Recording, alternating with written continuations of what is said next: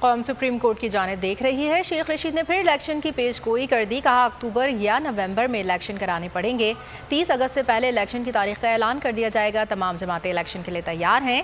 آصف زرداری بڑے مسئلے پیدا کر رہا ہے۔ ڈالر اگر 240 250 کا ہو گیا تو معاملات سیاستدانوں سے نکل کر عوام کے ہاتھوں میں آ جائیں گے۔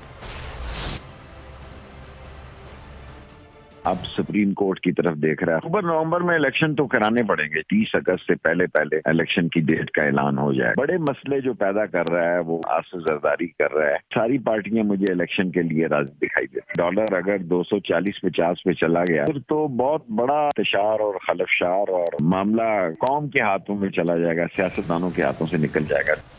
قوم سپریم کورٹ کی جانب دیکھ رہی ہے۔ شیخ رشید نے پھر الیکشن کی پیش گوئی کر دی، کہا اکتوبر یا نومبر میں الیکشن کرانے پڑیں گے۔ 30 اگست سے پہلے الیکشن کی تاریخ کا اعلان کر دیا جائے گا۔ تمام جماعتیں الیکشن کے لیے تیار ہیں۔ آصف زرداری بڑے مسئلے پیدا کر رہا ہے۔ ڈالر اگر 240 250 کا ہو گیا تو معاملات سیاستدانوں سے نکل کر عوام کے ہاتھوں میں آ جائیں گے۔